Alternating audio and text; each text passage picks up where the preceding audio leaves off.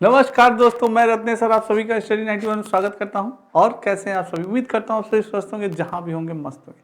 दोस्तों आज बहुत इंपॉर्टेंट टॉपिक लेके आया हूं, जिससे कि आपके एग्जाम में हर बार एक या दो क्वेश्चन जरूर पूछा जाता है। दोस्तों आज आपका दोस्तों टॉपिक का नाम है जेंडर सोशलाइजेशन। दोस्तों जो ये टॉपिक है, इससे बहुत ही आपके एग्जाम में एक या दो क्वेश्चन जरूर आता है 101%। दोस्तों आप चाहे तो प्रीवियस ईयर क्वेश्चन उठा के देख सकते हैं। तो दोस्तों आइए अपना सेशन स्टार्ट करते हैं। पर सेशन स्टार्ट करने से पहले एक बार वीडियो ज़्यादा लाइक और शेयर कर दें। मेरे सभी बच्चों को राधे राधे, जय श्री कृष्ण दोस्तों, जय श्री राम। आइए दोस्तों स्टार्ट करते हैं सेशन। दोस्तों ये आपके स्टडी 91 में कुछ पुस्तकें दी गई हैं, जो कि आप जो ये कुछ बैचेस हैं, कुछ बैचेस दिए गए हैं दोस्तों, जिससे कि आप ज्वाइन कर सकते हैं। हिंदी का UP TET, super TET, UP police, PCS, UGC NET का, और नंबर भी दिया गया है दोस्तों। कोई दिक्कत हो तो आप ज्वाइन कर सकते हैं। आइए दोस्तों बात करते हैं आखिर सामाजिक निर्माण में लैंगिक मुद्दों की। क्या होता है आखिर सामाजिक निर्माण में लैंगिक मुद्दे? तो दोस्तों समाज निर्माण में स्त्री पुरुष एक सिक्के के दो पहलू की भूमिका निभाते हैं। हम सभी जानते हैं दोस्तों कि समाज के निर्माण में स्त्री और पुरुष एक सिक्के के दो पहलू माने जाते हैं। बिना इनके किसी भी समाज का निर्माण संभव नहीं है। दोस्तों जिस प्रकार किसी एक पहलू के अभाव में सिक्के का अस्तित्व की कल्पना नहीं की जा सकती, ठीक उसी प्रकार किसी भी एक मात्र स्त्री पुरुष के समाज की कल्पना नहीं की जा सकती। दोस्तों बिल्कुल सही बात है। जिस प्रकार से एक सिक्के के दो पहलू होने बहुत ही आवश्यक है, उसी प्रकार से समाज निर्माण के लिए दोस्तों स्त्री और पुरुष का होना बहुत ही आवश्यक है। अब बात करते हैं दोस्तों लिंग तथा जेंडर की तुलनात्मक अध्ययन। अब अध्ययन करते हैं दोस्तों कि आखिर लिंग क्या होता है और जेंडर क्या होता है। दोस्तों इसके बारे में जानते हैं। कई डाउट्स होते हैं बच्चों में दोस्तों कि लिंग सर किसे कहते हैं, जेंडर किसे कहते हैं। तो दोस्तों लिंग की बात की जाए तो यह जैविक संरचना होती है। दोस्तों क्या होती है? जैविक संरचना होती है दोस्तों। जैसे कि आपका स्त्रीलिंग, पुरुष लिंग, उभय लिंग, तो ये क्या है दोस्तों? ये जैविक संरचना है। एक क्या है? जैविक संरचना मानी जाती है। और जो जेंडर होता है दोस्तों, ये सामाजिक एवं सांस्कृतिक संरचना होती है। ये समाज के द्वारा बनाई की जाती है। दोस्तों क्या? समाज के द्वारा। ये हमें प्रकृति प्रदान करती है दोस्तों। और ये क्या होती है? ये हमें समाज प्रदान करता है। समाज द्वारा निर्माण किया जाता है, वो प्रकृति हमें प्रदान करती है, वो प्रकृति हमें बनाती है दोस्तों। स्त्रीलिंग, नपुंसक लिंग और दोस्तों पुरुष लिंग, ये सब क्या करती है? प्रकृति निर्माण करती है और ये समाज बनाता है दोस्तों। जो जेंडर होता है वो कौन बनाता है? हमारा समाज निर्माण करता है दोस्तों कि हाँ ये कार्य लड़कियों को नहीं करना चाहिए, ये कार्य लड़कों को नहीं करना चाहिए, ये कार्य लड़कियां ही कर सकती हैं, ये कार्य केवल लड़के कर सकते हैं। इन सारी चीजों की बात दोस्तों किसमें? समाज निर्मित में होता है। किसके? जेंडर की बात की जाती है। यह दोस्तों स्थिर होता है। ये क्या होता है? यह स्थिर होता है, पर यह दोस्तों परिवर्तनीय होता है। इसे बदला जा सकता है, जेंडर को बदला जा सकता है। यह व्यक्तिगत होता है दोस्तों, परंतु यह व्यवस्थित होता है। क्या होता है? यह व्यवस्थित होता है। और वह क्या होता है? व्यक्तिगत माना जाता है दोस्तों। यह अपरिवर्तनशील है, इसे हम बदल नहीं सकते दोस्तों। अब जो भगवान ने, जो ईश्वर ने, जो प्रकृति ने हमें प्रदान कर दिया है दोस्तों, उस चीज को हम बदल नहीं सकते। अगर बदलेंगे तो फिर क्या होगी? दिक्कतें होंगी दोस्तों। पर वो निखार नहीं आएगा जो पहला निखार था आप में। तो वो चीज है दोस्तों, अपरिवर्तनशील है। और यह क्या है? परिवर्तनशील है दोस्तों। इसे क्या है? बदला जा सकता है दोस्तों। इसे बदला जा सकता है दोस्तों। इसको सोच बदली जा सकती है, लोगों की सोच बदली जा सकती है, समाज के लोगों की सोच बदली जा सकती है कि भाई साहब जो कार्य लड़कियां कर सकती हैं वो कार्य लड़के कर सकते हैं, और जो कार्य लड़के कर सकते हैं वो कार्य लड़कियां भी कर सकती हैं दोस्तों। तो ये समाज की जो सोच होती है उसे हम बदल सकते हैं दोस्तों। ऐसा नहीं है कि पहले दोस्तों जैसे माना जाता था कि खेल के क्षेत्र में केवल लड़के ही पार्टिसिपेट कर सकते हैं, लड़कियां नहीं कर सकते। लड़के ही क्रिकेट खेल सकते हैं, लड़कियां नहीं क्रिकेट खेल सकती। तो क्या आज देख रहे हैं आप? लड़कियां दोस्तों क्रिकेट के क्षेत्र में चाहे देख लीजिए, बॉक्सिंग के क्षेत्र में देख लीजिए, पहलवानी के क्षेत्र में देख लीजिए, हर क्षेत्र में आगे हैं। उदाहरण के रूप में संगीता फोगाट, मैरी कॉम, और भी दोस्तों ऐसे कई उदाहरण हैं। अगर दिया जाए दोस्तों तो कम है कि स्त्रियां हर क्षेत्र में दोस्तों आगे हैं। उसी तरह से अगर बात की जाए दोस्तों, लोगों का ये कहना है कि केवल खाना महिलाएं ही बना सकती हैं। तो संजीव कुमार दोस्तों, बताइए संजीव कुमार कितने अच्छे डिश बनाते हैं दोस्तों। तो अगर कहा जाए कि केवल गाना लड़कियां गा सकती हैं, तो क्या दोस्तों सोनू निगम और जुबेद नौटियाल और भी इतने महान महान गायक हैं दोस्तों, कि क्या किशोर कुमार जी, क्या ये अच्छे गायक नहीं थे? तो दोस्तों ये थॉट्स हमें अब बदलनी पड़ेगी। जो काम लड़के कर सकते हैं उसे लड़कियां भी कर सकती हैं, और जो काम लड़कियां कर सकती हैं उसे लड़के भी कर सकते हैं। ऐसा नहीं है कि इन दोनों में जो दोस्तों असमानता है, समान है दोस्तों। दोनों दोनों कार्य कर सकते हैं। जो जो इस दुनिया में ऐसा कोई भी कार्य नहीं है जिसे कि लड़कियां नहीं कर सकती और जिसे लड़के नहीं कर सकते। तो ये चीज़ है दोस्तों, ठीक है। नेक्स्ट है लैंगिक भेदभाव। आखिर क्या होता है लैंगिक भेदभाव?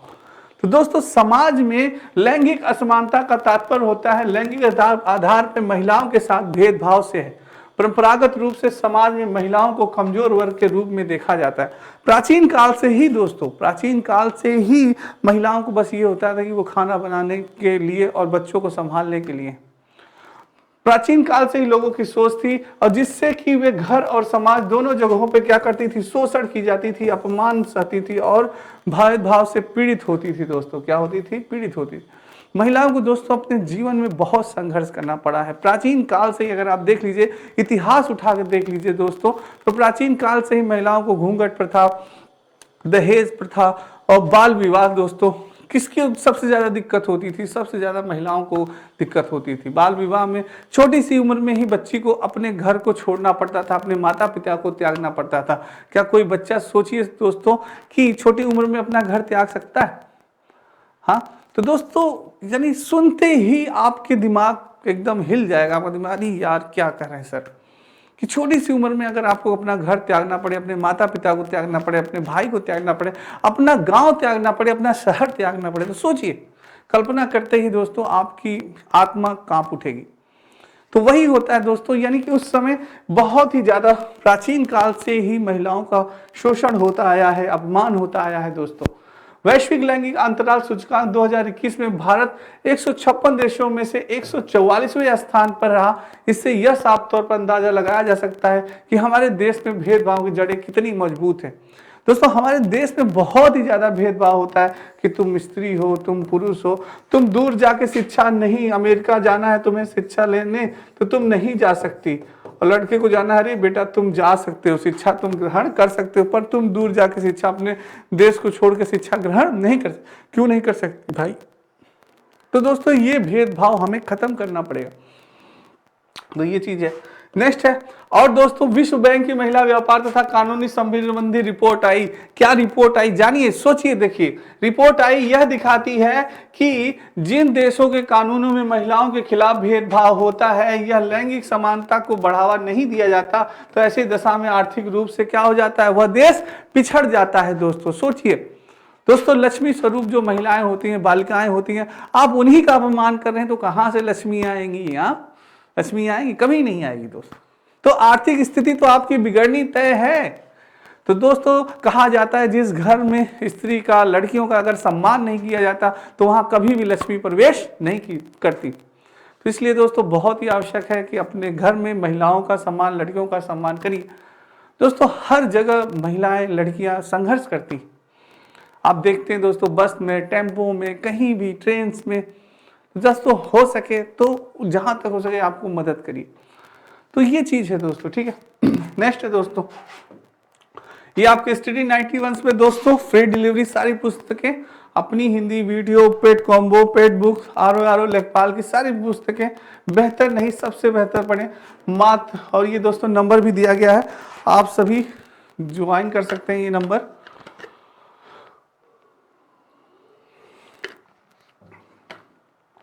चलिए दोस्तों नेक्स्ट चलते हैं आगे।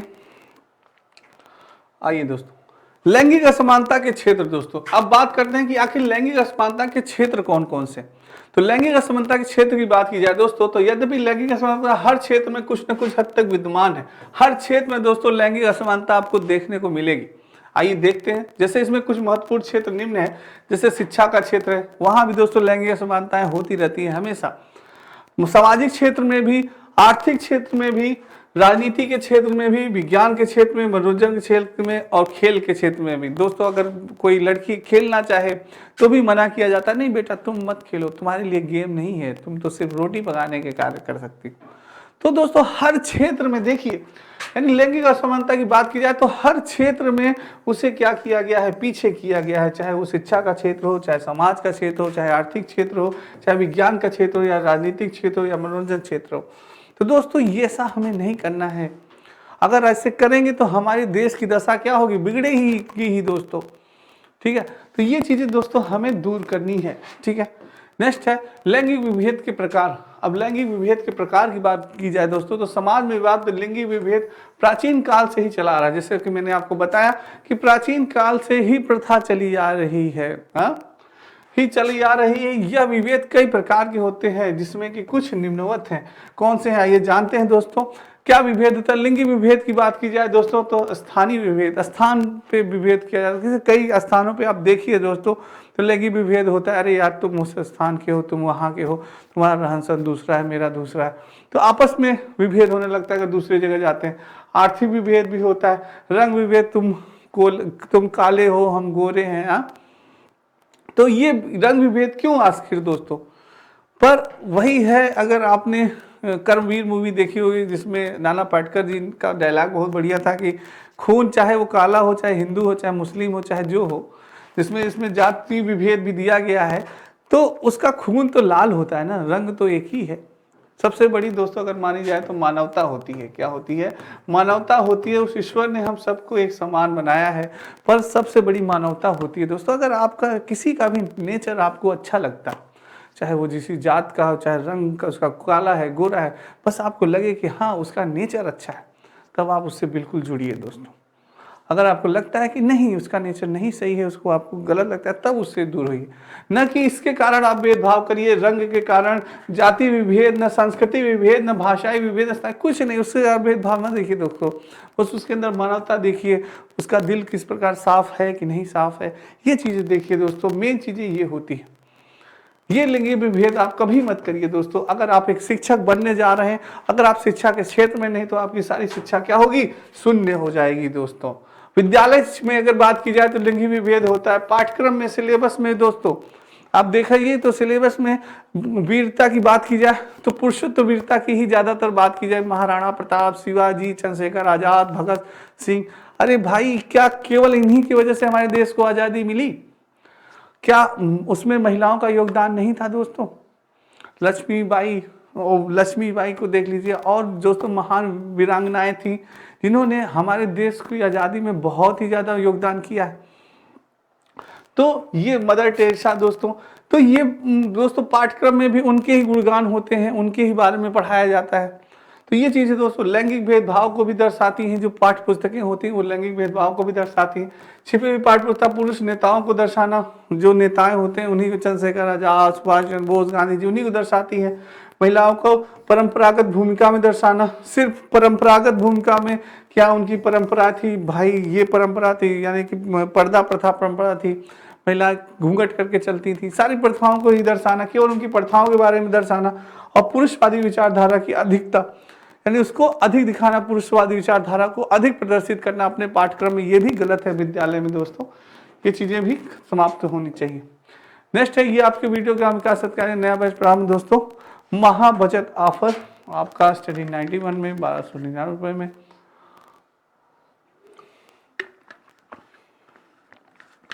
आप सभी ज्वाइन कर सकते हैं दोस्तों। नेक्स्ट चलते हैं। नेक्स्ट बात की जाए दोस्तों लैंगिक पूर्वाग्रह की, जेंडर बाइस, वेरी इंपॉर्टेंट। आखिर क्वेश्चन बनेगा तो कैसे बनेगा सर? आपका आंसर यही आ रहा है, यही मिलेगा दोस्तों कि क्वेश्चन आखिर कैसे बनेगा। अगर ये वीडियो आप पूरी देखेंगे तभी आप समझ पाएंगे किस टॉपिक से आखिर क्वेश्चन कैसे बनता है, और इसी मेथड पे बनता है, लैंगिक पूर्वाग्रह पे बनता है दोस्तों। आखिर लैंगिक पूर्वाग्रह होता क्या है? तो बात की जाए कि जब पुरुष और स्त्री में लैंगिक भेदभाव या अंतर की भावनाएं जागृत हो जाती हैं तो उसे क्या कहा जाता है? लैंगिक भेदभाव कहा जाता है। यानी कि जब पुरुष और स्त्री में भेदभाव करना यह समाज प्रारंभ कर देता है, या यहाँ के लोग प्रारंभ कर देते हैं, तो वही क्या कहलाता है? लैंगिक भेदभाव कहलाता है। उसके कुछ उदाहरण हैं, आइए जानते हैं कौन से उदाहरण हैं, उसी से प्रश्न आपके बनते हैं दोस्तों। जैसे लड़कों से संबंधित लैंगिक पूर्वाग्रह के उदाहरण है, लड़के बलवान होते हैं। क्या होते हैं? लड़के बलवान होते हैं, लड़कियां क्या होती हैं? कोमल होती हैं। अगर ऐसा किसी व्यक्ति का मानना है तो संगीता फोगाट और मैरी कॉम जी से उनको मिला दीजिए भाई साहब। हाँ, तो उनकी शंका क्या होगी, दूर हो जाएगी ना, कि जो मानते हैं कि केवल लड़के ही बलवान होते हैं। क्यों गलत कह रहे हैं? तो ये मानना उनका गलत हो जाएगा कि लड़कियां कोमल होती, लड़के रोते नहीं। हाँ, लड़के नहीं रोते, केवल लड़कियां ही रोती हैं। अरे वाह। लड़कों के बाल छोटे होने चाहिए, लड़कों के बाल क्या होने चाहिए, छोटे होने चाहिए। क्या महेंद्र सिंह ने बाल अपने बड़े कर दिए तो क्या वो छक्के नहीं मारते थे? तो अब ये हमें सोच बदलनी होगी दोस्तों। लड़कियों के बाल लंबे होने चाहिए। किरण बेदी जी को देखिए दोस्तों, किरण बेदी जी कितने बाल छोटे थे, क्या वो अधिकारी नहीं है? तो दोस्तों ये थॉट्स हमें बदलने चाहिए अब। और लड़के घर में काम नहीं करते, लड़कियां घर के काम करती हैं। बताइए, संजीव कुमार जी इतना अच्छा खाना बनाते हैं, वो घर का कार्य नहीं है? पर ये सब क्या है, लैंगिक पूर्वाग्रह था दोस्तों। लड़के गणित व विज्ञान पढ़ते हैं, लड़कियां केवल गृह विज्ञान पढ़ती हैं। लड़के बुढ़ापे का सहारा होते हैं और लड़कियां पराया धन होती हैं। तो ये सब क्या है, लैंगिक पूर्वाग्रह इस समाज के द्वारा बनाई गई थॉट है दोस्तों। ये विचार है कि केवल लड़कियां यही कार्य करने के लिए बनाई गई हैं और लड़के ये कार्य करने के लिए बनाए गए। जैसे अब आपसे प्रश्न कैसे बनेगा, सर आखिर प्रश्न कैसे उठता है एग्जाम में? प्रश्न ऐसे उठेगा कि ये कहेगा, एक पिता आता है अपने ऑफिस से और देखता है कि उसके बच्चे को थोड़ी सी चोट लग जाती है और वो रो रहा होता है, तो वो कहता है कि अरे तुम क्या लड़कियों की तरह रो रहे हो? यह क्या दर्शाता है? तो यही है दोस्तों, यह लैंगिक पूर्वाग्रह दर्शाता है, या लैंगिक भेदभाव दर्शाता है, या रूढ़िवादिता दर्शाता है दोस्तों। यानी तुम लड़के हो, तुम गुड़ियों से नहीं खेल सकते, तुम लड़की हो, तुम बंदूक से नहीं खेल सकती। तो ये सब क्या दर्शाता है? इस प्रकार से दोस्तों आपसे एग्जाम में प्रश्न बनते हैं। अगर आपको मेथड पूरा नहीं पता, अगर आपको बेसिक नॉलेज नहीं पता, तो आप आंसर नहीं दे पाएंगे दोस्तों। आजकल हमसे सीधा सीधा आंसर नहीं पूछेगा कि लड़के बलवान होते हैं, ये क्या दर्शाता है भाई, ये लैंगिक पूर्वाग्रह दर्शाता है। नहीं, ऐसा नहीं है दोस्तों। आपसे ऐसा प्रश्न पूछेगा कि बताइए, एक स्कूल में एक अध्यापक ने कहा कि संगीत कार्यक्रम होता है, रीता तुम उसमें भाग ले सकती हो, रंजीत तुम उसमें भाग नहीं ले सकते, ये क्या दर्शाता है? यानी उन अध्यापक का ये मानना था कि सांस्कृतिक कार्यक्रम में केवल रीता ही गाना गा सकती हैं, यानी लड़कियां ही गाना गा सकती हैं, रंजीत गाना नहीं गा सकता। तो दोस्तों ये चीजें क्या दर्शाती हैं? ये लैंगिक पूर्वाग्रह दर्शाती हैं या जेंडर रूढ़िवादिता दर्शाती हैं। इस सारी चीजों के बारे में जब आपको ऐसे ही आपसे प्रश्न पूछे जाएंगे, जब आपका कॉन्सेप्ट क्लियर रहेगा, जब आपका ये थीम क्लियर रहेगा कि हाँ कैसे पूछेगा प्रश्न, क्या रीजन है, तो ये दोस्तों आप जरूर जान पाएंगे। ठीक है, नेक्स्ट है दोस्तों, ये आपके हिंदी वीडियो का नया बैच प्रारंभ मात्र 999 रुपए में आप सभी ज्वाइन कर सकते हैं दोस्तों।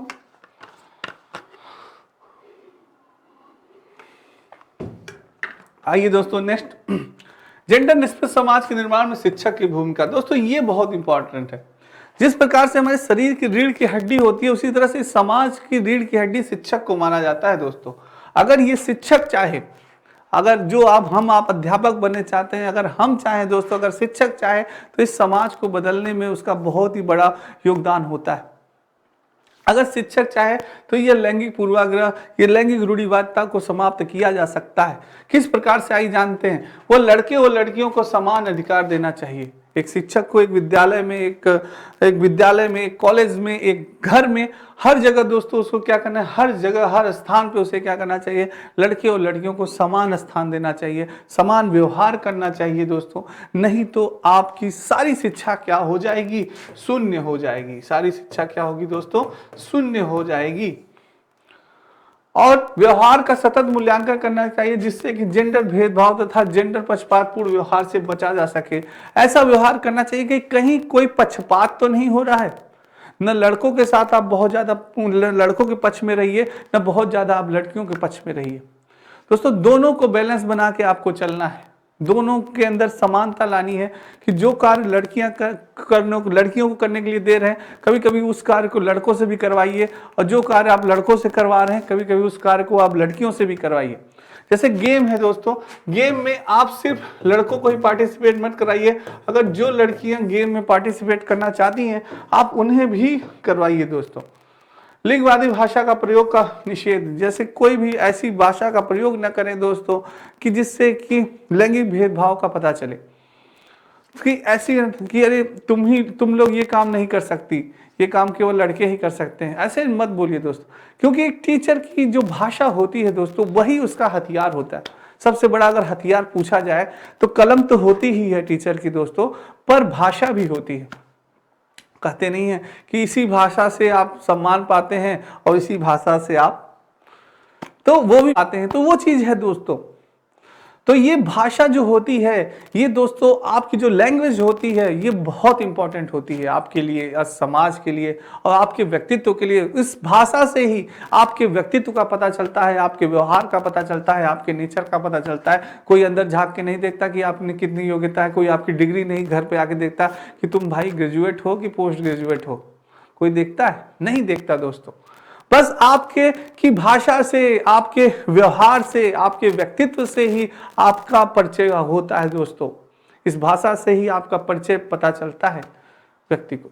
तो ये चीज है दोस्तों, ठीक है। नेक्स्ट बात की जाए दोस्तों, जेंडर संवेदन होकर न्यायोचित ढंग से पाठ्यक्रम की चर्चा करनी चाहिए। कभी भी पाठ्यक्रम दोस्तों ऐसे न चर्चा करें कि जिससे जेंडर रूढ़िवादिता का पता चले। एक आदर्श तथा जेंडर निष्पक्ष व्यवहार प्रस्तुत करना चाहिए। रूढ़िबद्ध धारणा को बदलने के लिए लड़कियों को प्रोत्साहित करना चाहिए। गुड़िया, तुमसे कौन सा कार्य नहीं हो सकता, तुमसे हर कार्य हो सकता है। तुम कौन सा कार्य नहीं कर सकती, तुम हर कार्य कर सकती हो, तुम जीनियस हो। ऐसे प्रोत्साहित करते रहिए बच्चों को और लड़कियों को, हमेशा प्रोत्साहित करते रहिए। एक टीचर चाहे तो कर सकता है। लड़के और लड़कियां दोनों को सक्रिय भागीदारी की जिम्मेदारी दीजिए दोस्तों। दोनों को सक्रिय भागीदारी, हर कार्य में दोनों को सक्रिय भागीदार करिए। हाँ, तुम भी इस कार्य को करो, तुम भी ये कार्य करो, सब में कार्य बांट दीजिए दोस्तों। ये नहीं कि आप केवल एक बच्चों को ही कार्य दे रहे हैं, लड़कों को कार्य दे रहे हैं, लड़कियों को कार्य नहीं दे रहे। विश्व महिला दिवस मनाइए, महिला वैज्ञानिकों तथा विशिष्ट महिलाओं का जन्मदिन मनाइए और लड़कों लड़कियों को उनके संबंध में एक सकारात्मक छवि बनाइए। उनको बताइए कि देखो दोस्तों, मदर टेरेसा जी ने कितना योगदान दिया था दोस्तों। मदर टेरेसा जी ने जो जितने बीमार और ऐसे व्यक्तियों की सेवा की दोस्तों, जिनके पास आप जाने से, जो कोढ़ी होते थे दोस्तों, जिनके पास जाने से लोग अरे यार बहुत बदबू मार रहा है, बहुत महक रहा है, उस लोग हिचकिचाते थे। पर मदर टेरेसा जी उनका सेवा करती थी, उनका बिस्तर लगाती थी, उनके कपड़े धोती थी, हर चीज करती थी दोस्तों। इसलिए उन्हें माँ का सम्मान दिया गया, मदर का सम्मान दिया गया। इसीलिए उनके नाम के आगे, सोचिए किसी भी महिला के आगे नाम के आगे मदर लगाया गया, इसलिए उनके नाम के आगे मदर टेरेसा लगाया गया दोस्तों, मदर। तो वो चीज है दोस्तों, वो क्वालिटी होती है। तो ये चीज है दोस्तों। नेक्स्ट है दोस्तों, ये आपके, तो दोस्तों आपसे प्रश्न इससे पूछ सकता है कि जेंडर निष्पक्ष समाज के निर्माण में शिक्षक की भूमिका किस प्रकार से होती है।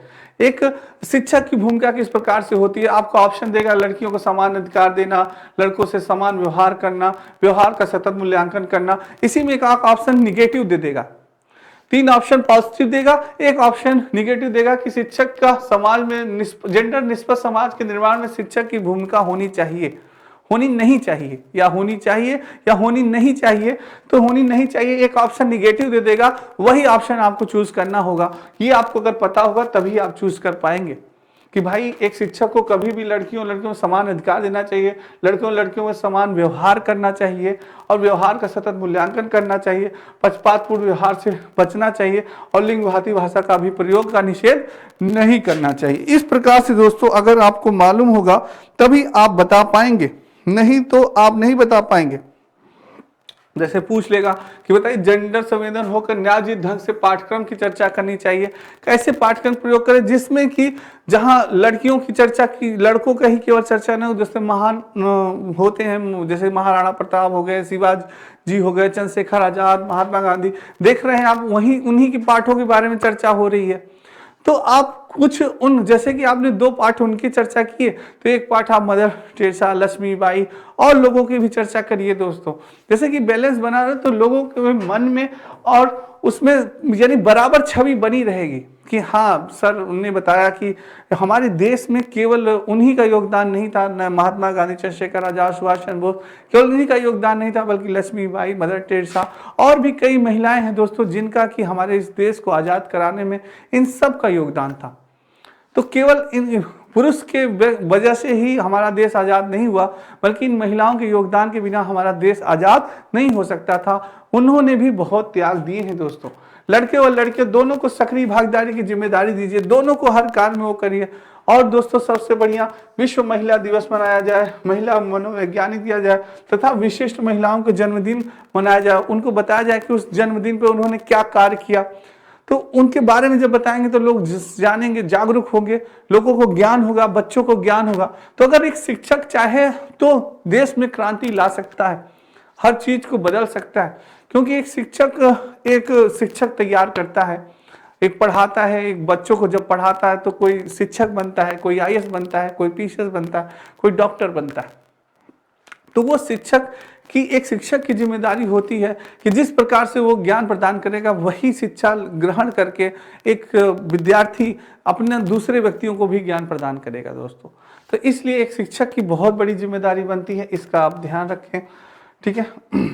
तो दोस्तों ये आपके नितिन सर के द्वारा हैंड राइटिंग लिखी गई पुस्तकें बहुत ही इंपॉर्टेंट है। सारी पुस्तकें दोस्तों, प्राचीन इतिहास, मध्यकालीन इतिहास, आधुनिक इतिहास, सामान्य हिंदी, इंडियन ज्योग्राफी, बायोलॉजी, ये दोस्तों आपके हर कंपटीशन में बहुत ही काम आएगी सारी पुस्तकें।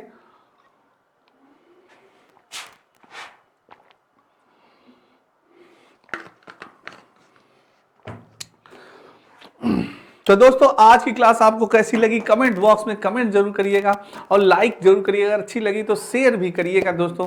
कम से कम दोस्तों लाइक और शेयर जरूर करा करिए, जिससे कि बच्चों तक मैसेज जाए, जो बच्चे ये क्लास नहीं देख पाते हैं वो भी देख सकें दोस्तों। और एक टीचर को भी लगता है दोस्तों आपके एक लाइक से कि हाँ मैं जो पढ़ा रहा हूँ बच्चों को पसंद में आ रहा है, समझ में आ रहा है, इन सारी चीज़ों को दोस्तों, ठीक है। तो आज के लिए इतना ही, कल फिर मिलेंगे दोस्तों एक नए टॉपिक के साथ। तब तक राधे राधे, जय श्री कृष्ण दोस्तों और जय हिंद दोस्तों।